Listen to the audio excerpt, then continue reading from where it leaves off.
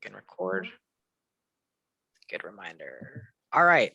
So yeah, so I just wanted to introduce Almetta, uses she, they pronouns. They support individuals, communities, organizations, companies who seek to engage within anti-racism, racist workplace wellness practices. They facilitate brave spaces that cultivate tough conversations around diversity, equity, and belonging via mental health and somatic wellness philosophies. They have significant experience of fortifying social impact via the collaboration of top organization, companies, and institutions. They are the founder and principal consultant of Atimla Consulting. Please let me know if I've mispronouncing that. Perfect. Teamla. Yeah. And so some of you may know Almetta. She also was part of the team who established with the real team who established our affinity groups. And so some of you may be familiar with her. Atimla Consulting's areas of activism is focused upon workplace and leadership wellness via trauma-informed care, organizational change, restorative justice, radical self-care, strategic development, racial equity, and social justice. They hold a master's degree in social work and interpersonal direct practice mental health from the University of Washington. Go Huskies. Almetta is a visual storyteller, experiential learning facilitator, and loves to dance. So some of you may have been here a little early, and we were playing a little bit of Selena and dancing in our seats. Yes. So thank you all, and I'll pass it to you, Almetta. All right. Thank you so much, Arturo. Thank you, Rebecca. Thank you, Neighborhood House. So grateful to be in your community once more. Oh my goodness, it's so good to just be in this amazing and diverse community. It's important to also just name how much we are really at the end of this year. And with that being stated, how much wellness right now is needed, and then the intersectionality of just acknowledging anti-racism, how much we want to continue to acknowledge that that's part of our journey of decolonizing, the space of white supremacy, white delusion practices, which is important in the workplace. So reimagining workplace wellness, which is very important.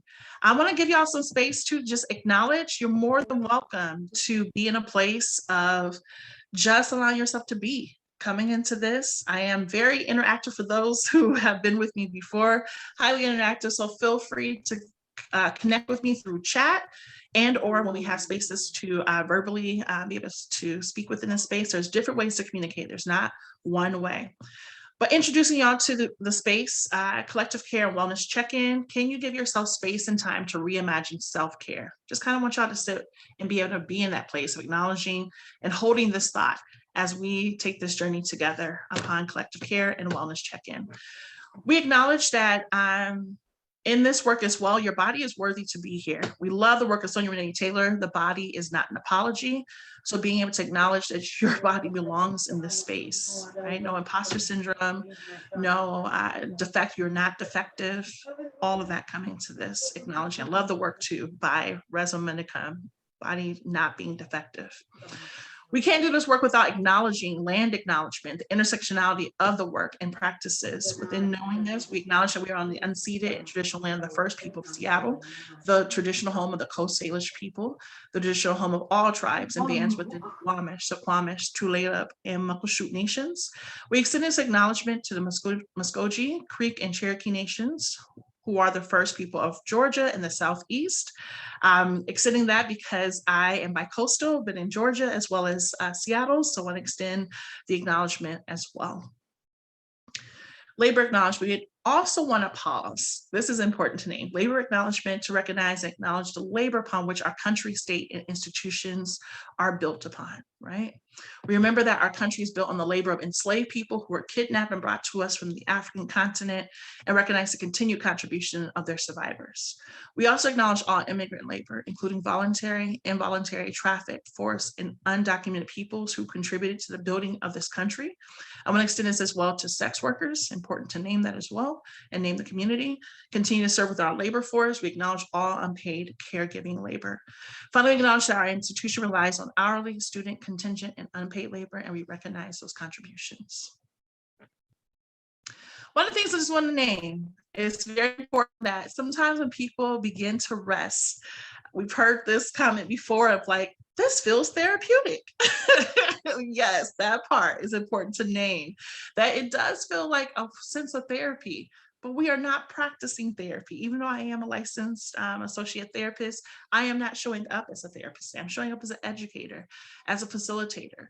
And so in knowing this educational experience can be supported with a community care via consulting your physician and or licensed mental health practitioner in matters relating to your health, particularly with respect to any symptoms that may require diagnosis or medical attention.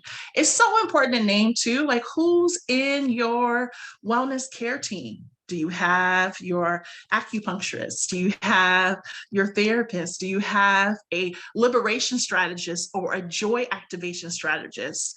Those are some healers that can be in your community, and that's important, very important within collective care.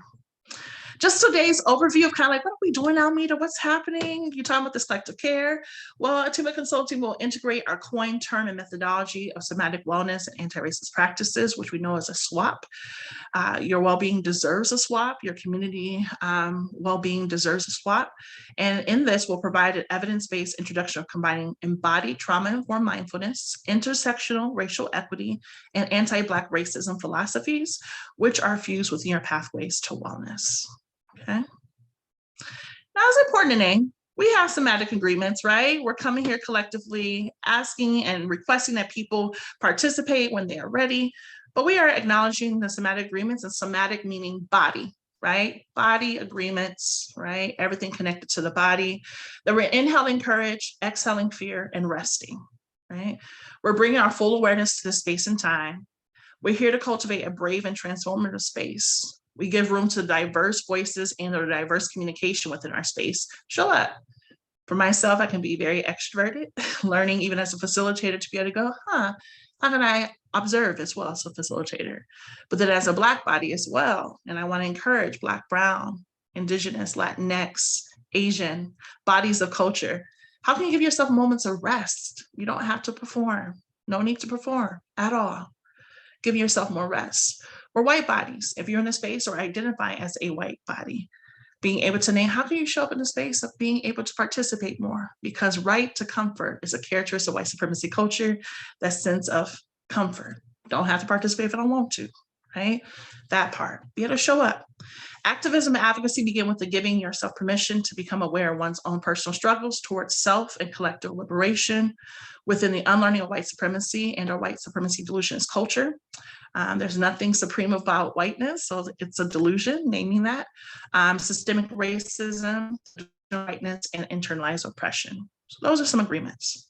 How y'all doing out there? Can we agree to some of those agreements there? You're more than welcome to do thumbs up. You're more than welcome to say, yeah, whatever. Okay, I see. All right, great, great, great.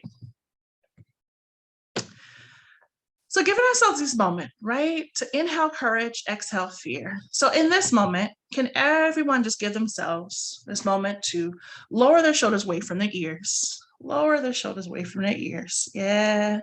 We've been in this syndemic for 2 years. Syndemic meaning pandemic, several pandemics happening at the same time. So we still have the cradle to prison pipeline.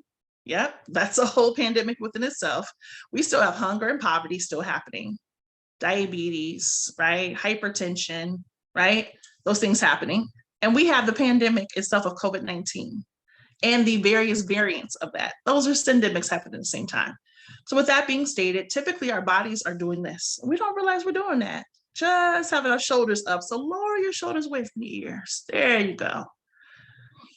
Also, give yourself this moment to just observe your body, especially within the mouth area. If you notice your tongue is bracing on the roof of your mouth, allow it to relax.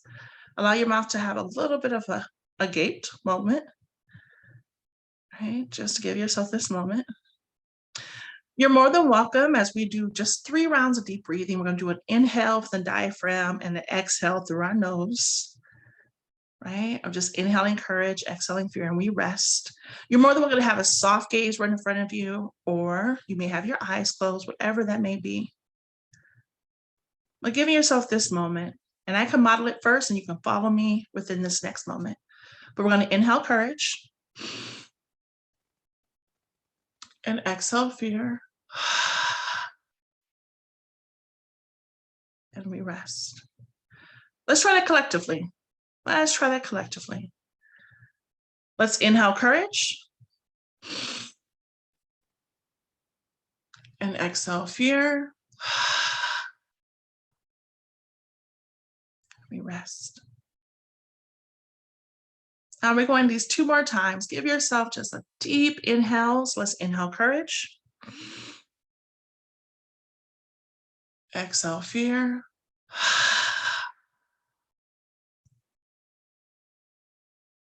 And we rest. Last time collectively, let's inhale courage. Exhale fear.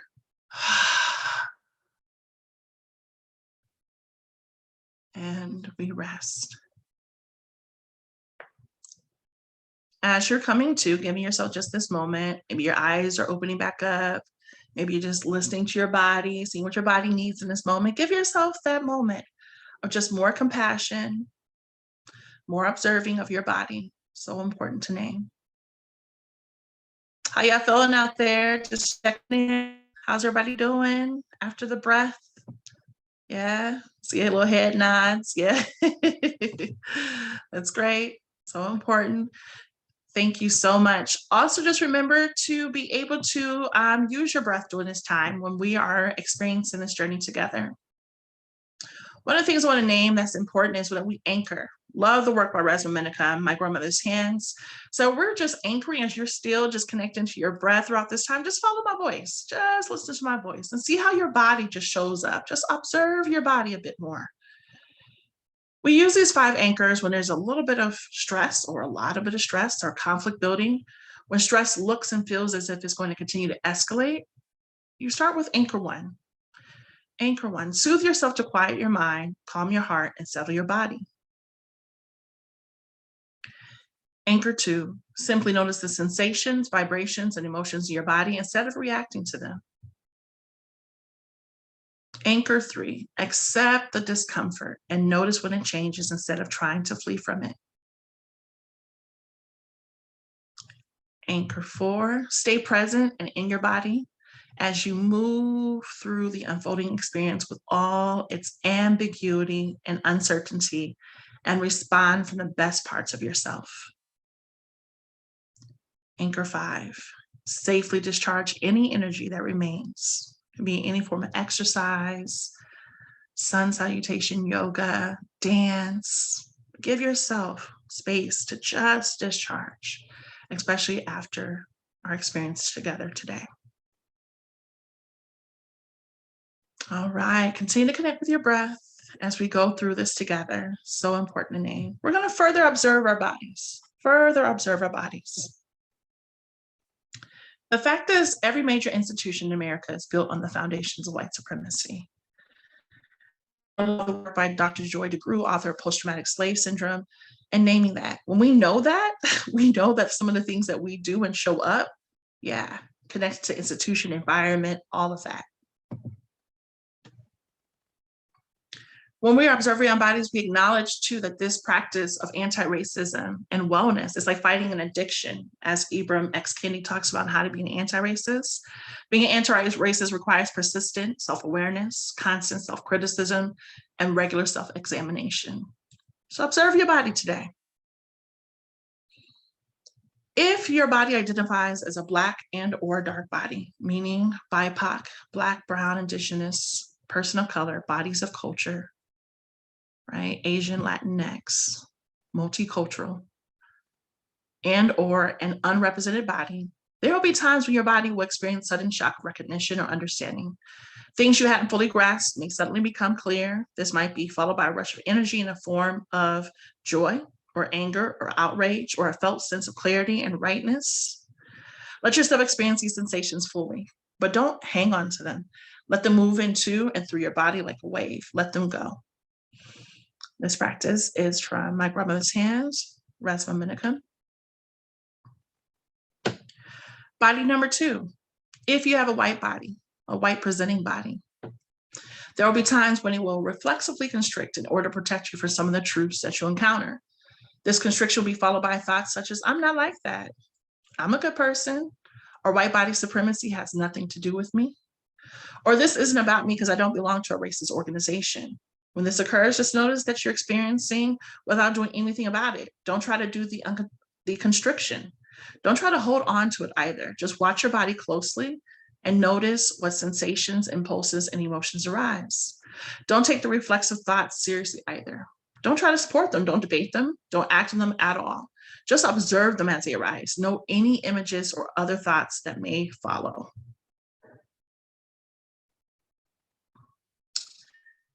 After you are observing your body, I want to expand this and ask everyone within this space, what does characteristics of white supremacy culture feel like? What does it feel like? Allow your body to speak. This moment. Yes, I see us traveling a little bit. What does characteristics of white supremacy culture feel like? You're more than welcome to join the chat. You're more than welcome to unmute, whatever you need to express yourself.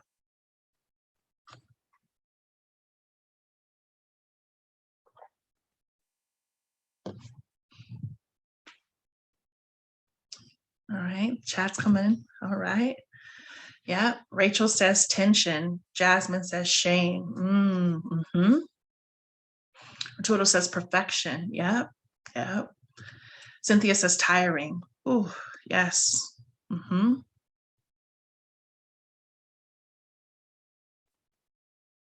Lizbeth states hierarchy. Yes, feelings. Yes. Don't forget your breath.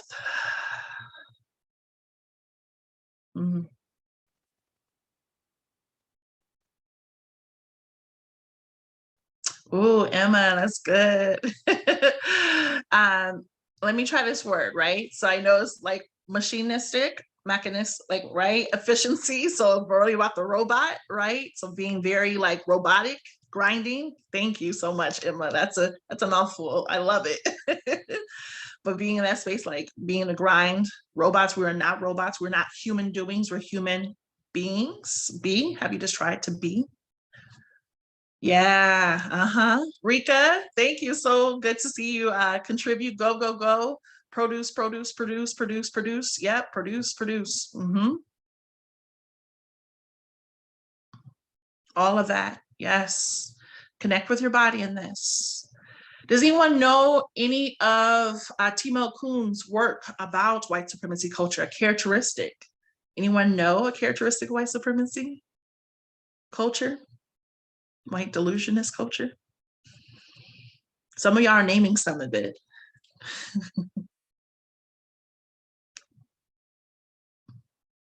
Yeah, Rachel, perfectionism is one. Yes. Anyone else? Conflict avoidance. Yes, Janice. So good to have you in this space. So important to name, for sure. I'm going to share with this one, right? Be able to name that the characteristics of white supremacy culture and the background of this, doing this work with Timo Kuhn and be able to acknowledge the various characteristics of white supremacy culture. But we know that they're listed, and you're more than welcome to engage with this document, the document that we have shared. You are more than welcome to engage. So you'll have this post this experience, which is very helpful. But one of the things that we want to name that characteristics of white supremacy culture are damaging because they are used as norms and standards without being proactively named or chosen by the group. They're damaging because they promote white supremacy thinking, white delusionist thinking. They're damaging to both people of color and to white people. Organizations that are people of color led or majority people of color can also demonstrate many damaging characteristics of white supremacy culture. Very important to name. This is why we talk about the intersectionality. Pausing for a moment to go to chat. Melissa says urgency. Yes, talk about that. So I am putting one up here, worship of the written word, right? Worship of the written word is a characteristic of white supremacy culture. It shows up, if it's not in a memo, it doesn't exist. The organization does not take into account or value other ways in which information gets shared. Those with strong documentation and writing skills are most or more highly valued. Even in organizations where ability to relate to others is key to the mission. So that's how that shows up. Kind of like you have to write it down or it didn't happen. Whoa, what happened to like being able to share conversation, that place of, I think, my ancestral way of being, like griots, storytellers, right? Be able to name that, acknowledging how much qualitative data is just as important as quantitative and or mixed methods. So we have the antidote, right? Take time to analyze how people inside, right, and outside the organization get and share information. Figure out which things need to be written down and come up with alternative ways to document what is happening. Also, I've been asking y'all to do what with your bodies today? Observe your bodies. How is that showing up? Your body speaking. Your body's being able to acknowledge what's going on, being able to name and help yourself to be able to practice this way of being as well when it comes to connecting with your body.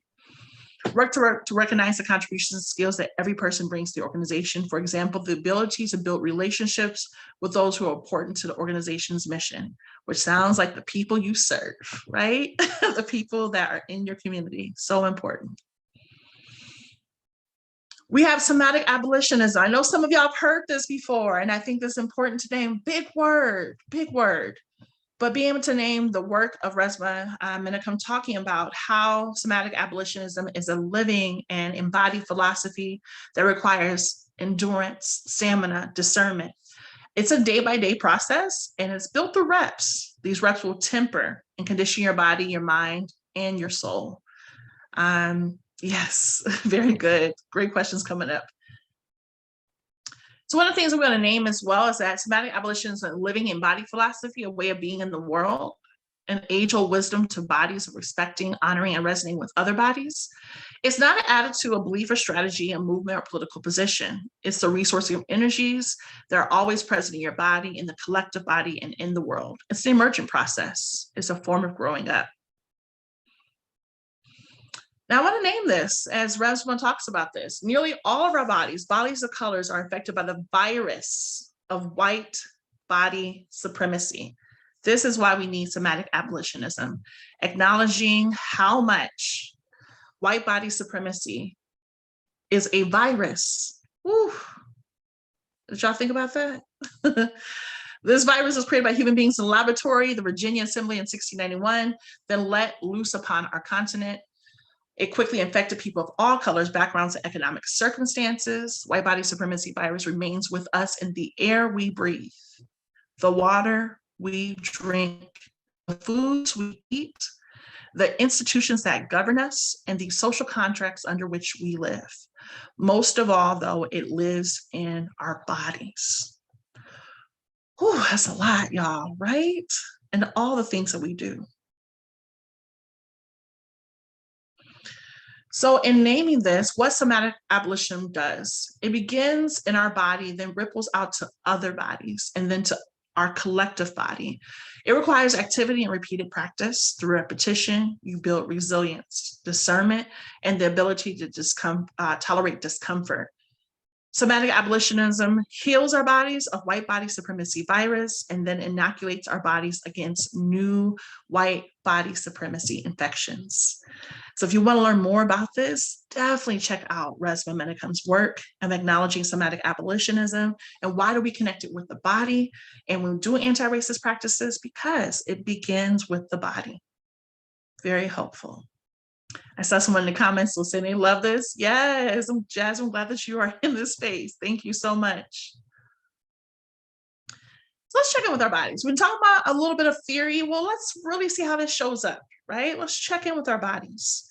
So I'm showing a picture here by a Chicana artist and scholar from Chicago, Nerdy Brown Kid. What's coming up in your bodies right now when you see, I am not my productivity? What's coming up in your bodies right now? You can chat, you can give verbal, whatever you want in this moment expressing. Jasmine says rest. Rest.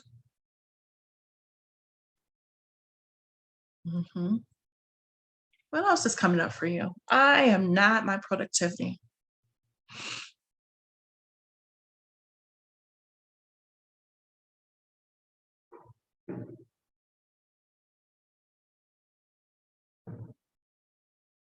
In accordance to the Constitution, ancestor-wise, Black and brown bodies been 3/5 human as written document. How do we be able to unlearn this. We are not our productivity. Is that Verica? I want to make sure I'm saying name correctly. Stress. Melissa says patience. Yeah. Love the work of Audre Lorde, awesome ancestor. Caring for myself is not self-indulgence. It is self-preservation. That itself is an act of political warfare. How many times has there been a moment where I'm like, oh my goodness, if I slow down, I'm lazy. What? Why am I being so hard on myself?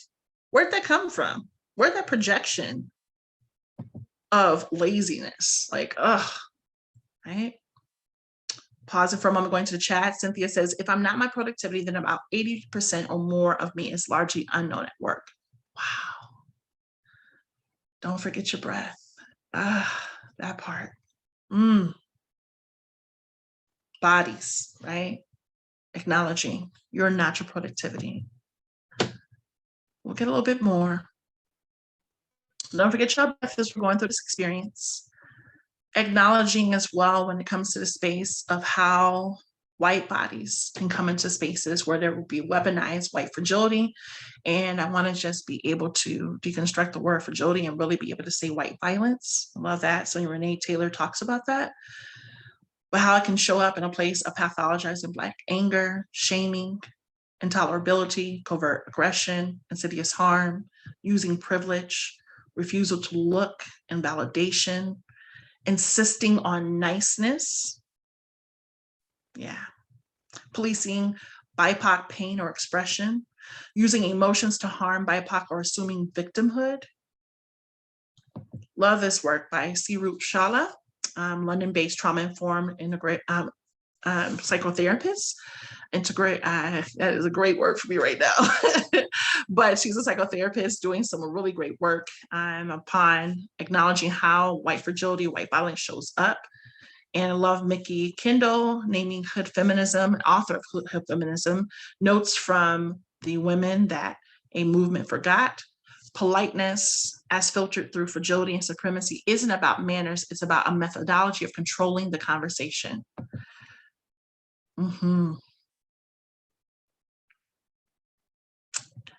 So important to name. It's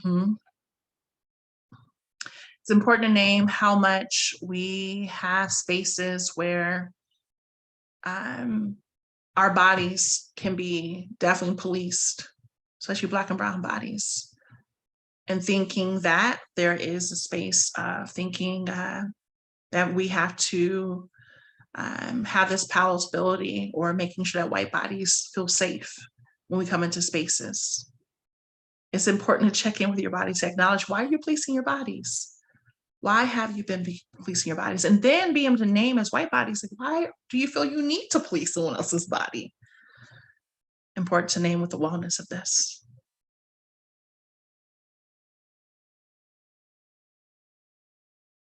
I'm going to name the work of Tricia Hersey's, founder of the NAP Ministry. Rest is not some cute luxury item you grant to yourself as an extra treat after you've worked like a machine and now are burned out. Rest is our path to liberation, a portal of healing, a human right. How y'all feeling out there? I've seen a couple messages out here coming out. How y'all feeling? How's your body feeling?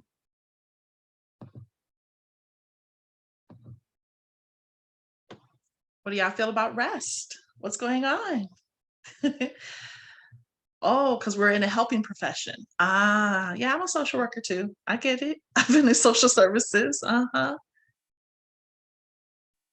But as we talk about these moments of collective care and naming so wholeheartedly, when you think about getting on an airplane, the steward person says what? Put your oxygen mask on first. Why? Because you have to have that on first before you can help someone else. Well, here's another practice of being able to say that rest. Are you resting? Are you finding ways of rest? Are you taking moments to really just sit with your cup of tea and not work with your cup of tea? Are you being in a place where you're taking a moment to take 10 minutes to nap? But I also want to name too, and this is something very important that the Nat Ministry talks about.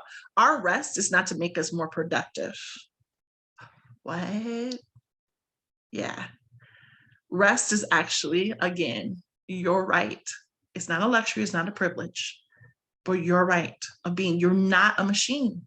You're not a robot. And we want to also name why rest is important too, that rest is a form of resistance. So Nat Ministry talks about rest is a form of resistance that pushes back against white supremacy culture and capitalism. There we go. Capitalism and white supremacy culture. This is why we rest. It's important to name halt as well, because halt allows us to be in a place to be able to go, what do we really need? What's going on in our bodies? Are we just going throughout the day not realizing how much harm that we could be causing others or community members or ourselves? So being able to name, are you hungry? Are you thirsty? Are you anxious? Are you angry? And I want to name this. This is important to name, especially Black and brown bodies. Where's your space to release anger? Because when we are angry, we are deemed or labeled as angry Black woman, angry Black man, angry Black person.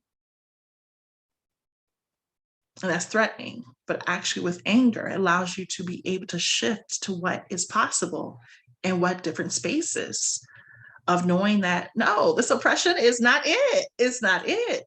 It's okay to be angry. It's a true emotion. Because when we really don't take care of our anger, honor our anger, it can internalize itself and become a form of depression. Now we're wondering, like, why am I sad? Have you given honor to anger? It's okay. You have an anger altar.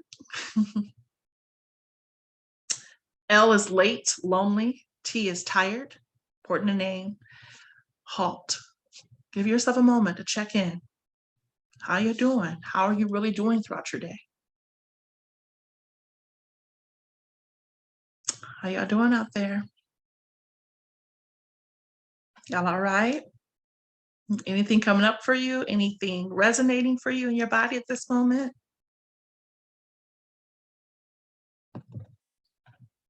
Jen says, I'm open. I'm all of these things. I'm all of these things. Yeah, that's real. That's important to name as well. Mm-hmm.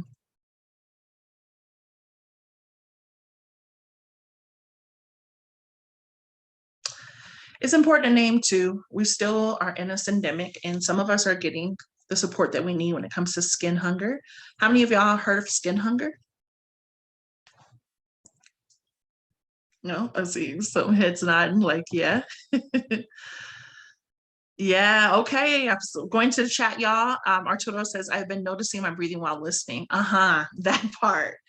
Are you noticing? And this is for everyone, right? That part too, when you notice when you're breathing, where you're noticing like, oh my goodness, that's the first time I've ever had a deep breath. Because part of this syndemic as well, we're breathing shallow. And so we're breathing shallow. There's a space of also anxiety increasing, right? And just kind of like hypervigilance, fight or flight, right? And so being able to name how much our breath too helps us to really ground if we're not so being a reactionary space. And or maybe we need to, but in this place, not always having to be so reactionary. So skin hunger, lack of touch and or lack of human touch with consent, right? Consenting human touch, especially related to this quarantine and this parts of leveling. How many of us have not really received a hug or just a space of being able to name, have you had like a massage? Have you been to an acupuncturist? And then also want to honor the intersectionality of those bodies who are immunocompromised, right? Different abilities of being able to navigate the world. How are you nourishing your skin hunger? So here's a great example. I love this. Shuri talks about this space and a mental health activist. Being touched isn't always about sex or sexual pleasure. When people seek touch, what they are often looking for is intimacy, affection, being wanted, being valued. Gave an example here. I remember meeting a group of men. One of them said, you are the first person to shake my hand. Year 2, y'all. Year 2 of the syndemic. And now we have a new variant. And now I'm hearing other countries. I don't know if y'all been hearing about other countries starting to shut down again or starting to create measures where they're starting to, right, really be in a place where things won't be as, right, free as we've been doing and or closed, whatever it may be.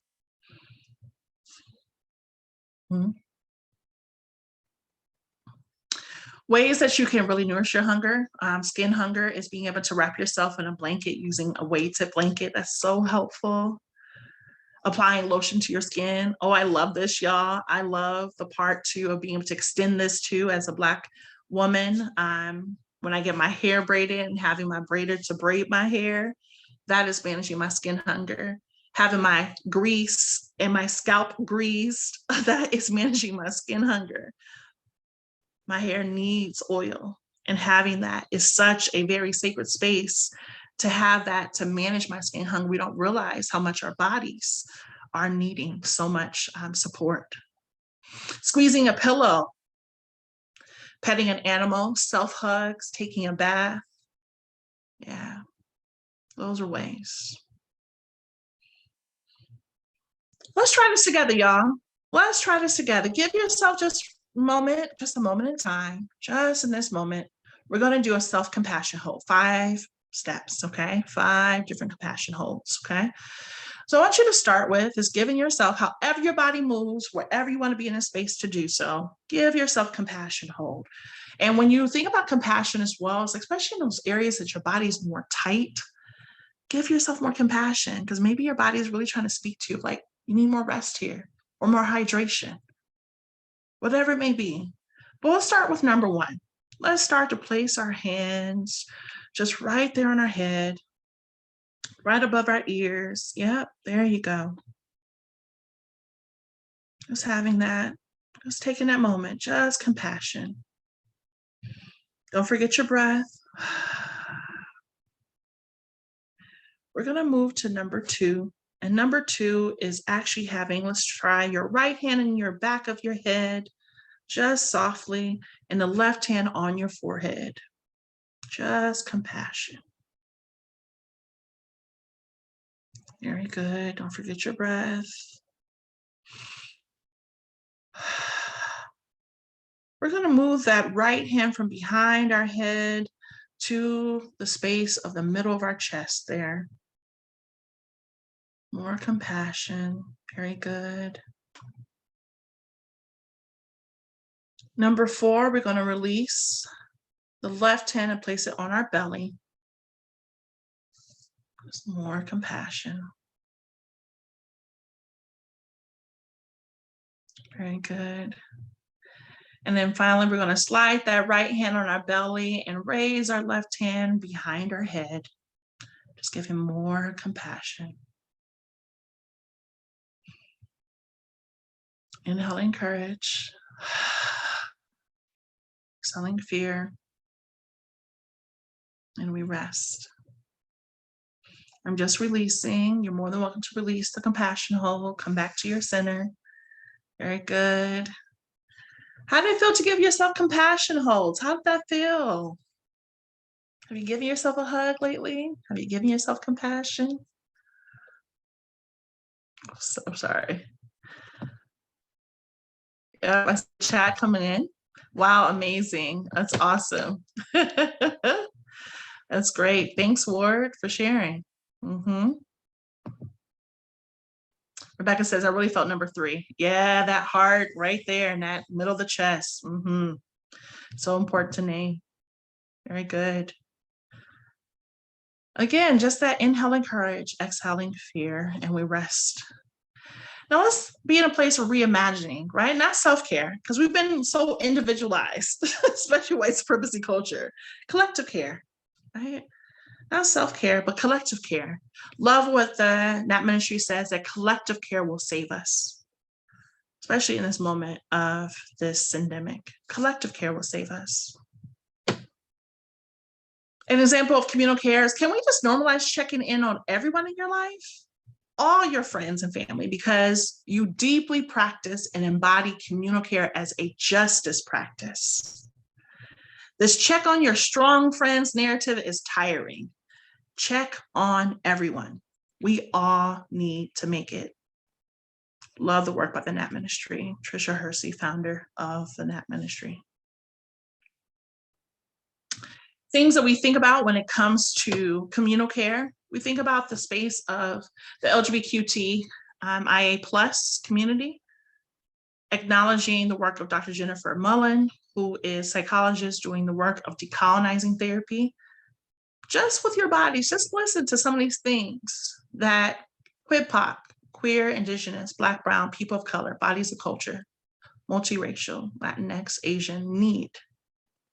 A space to rest, a space to create, a space to be believed, space to speak our truth without fear of violence, time away from white feminism. Yeah, do some deep work. It's important. Try understanding what Susan B. Anthony was saying around Black bodies. Oh, do some work to understand why time away from white feminism is important. Do the deeper work, y'all.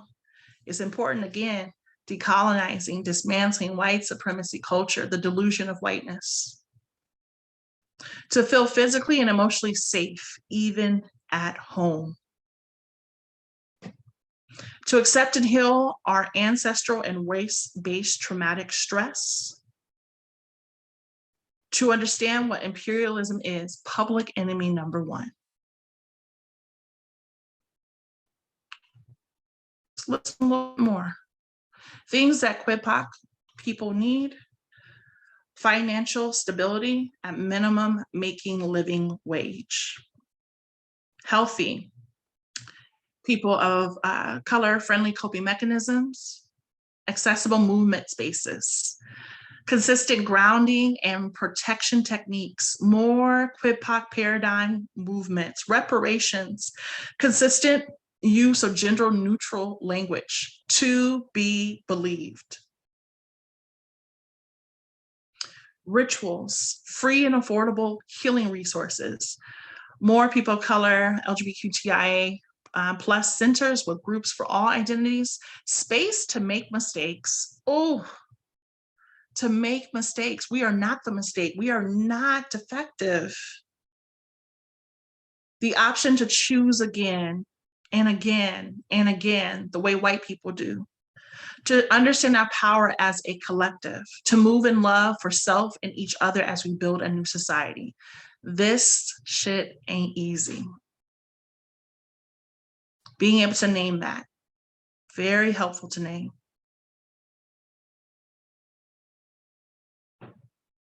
Now, I want to extend this to everyone in this moment. Inquiry for slow reflection. As you're just in this moment, think about this within your body. How have you made space for others to rest? Are you resting while others are not?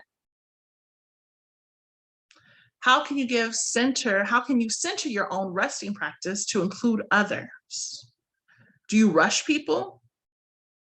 Are you an agent of grind culture? The slow reflection is from the Nat Ministry, Tricia Hersey, founder of the Nat Ministry. It's giving yourself this time that when we go beyond this experience, that you'll have this time to just have the slow reflection, being able to name this.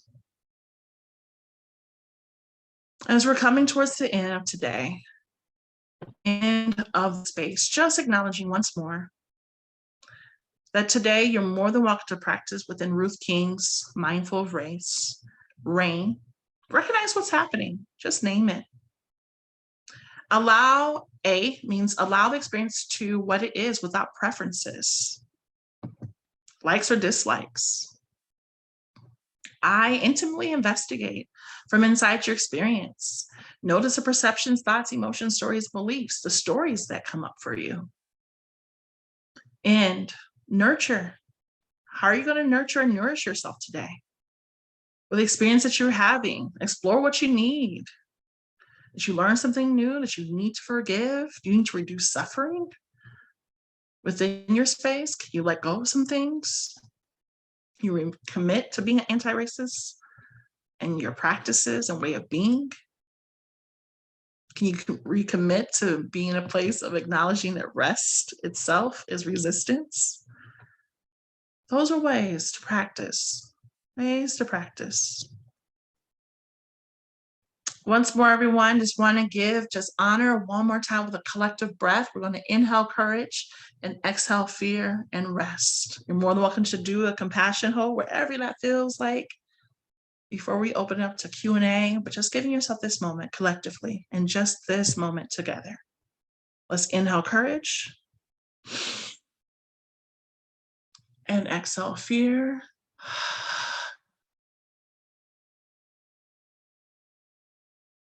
And we rest. If you're coming to, feel free to do so. If your body is speaking, whatever you need in this moment. I thank y'all once again for having me. Appreciate you allowing me to come into space to just provide some wellness rooted in intersectional racial equity and anti-Blackness racism. To be in a place to practice this. This is our way of being. Very much so. We want to open this to everyone for any Q&A, reflections, how y'all doing, whatever it may be, but just giving yourself this time.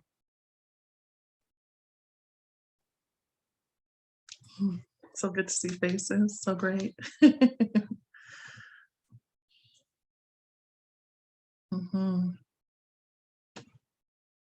have plenty of time to go through some of this as well, checking your inner experience. There's some work to do here as well.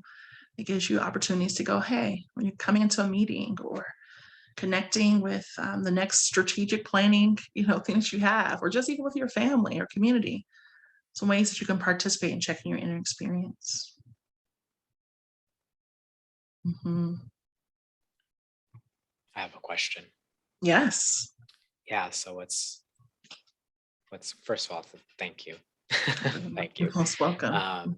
But yeah, thinking about welcoming others, what is, one simple thing that in a way that we can adopt, inviting another person to rest with us?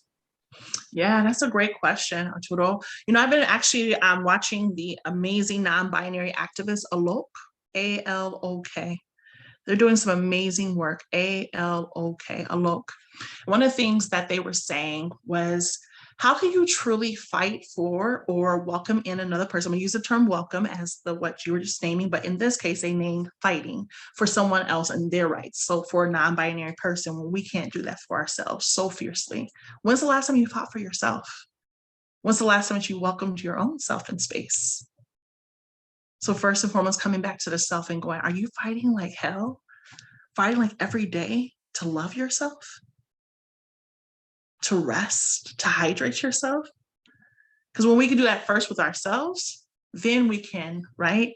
That becomes a way of being, to fighting and welcoming other people in the spaces. But if we're not doing it for ourselves, this is where we show up the woke washing. This is where we show up of going, oh my goodness, I didn't know that was white supremacy culture characteristics showing up, that aging, that grinding.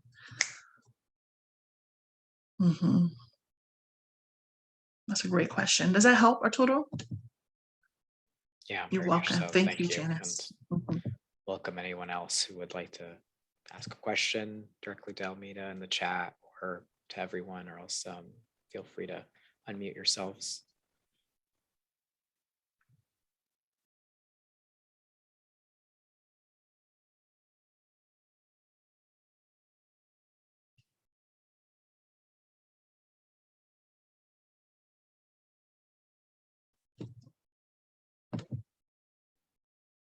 You're very welcome, Erica. This is great. Thank you. Reading that in the chat. Yes, I hope that you give this moment just to rest. It's so important just to rest. I heard someone's voice. I'm so sorry. That was me saying thank you again. You're very welcome. Very welcome. Yeah.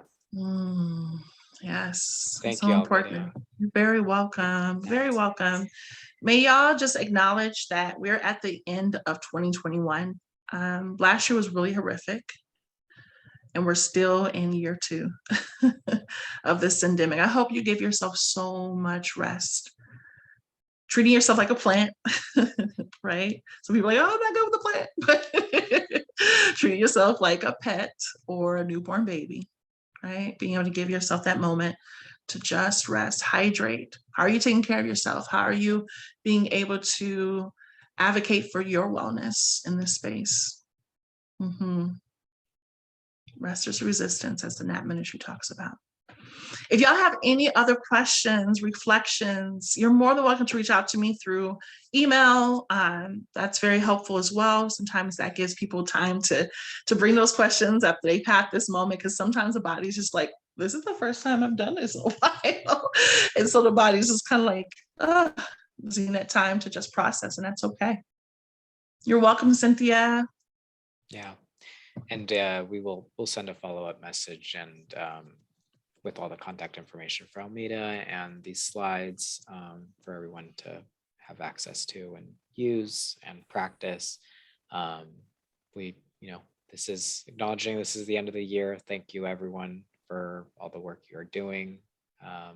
Please remember to celebrate, rest, and take this as you please and use it. May not see everyone again until the next year for another speaker series. So thank you all for joining us for these last speaker series sessions, or watching us if you're watching us on the recordings. We'll hope you all have a great day. And Almetta, if you have any last words, we'll end it on there.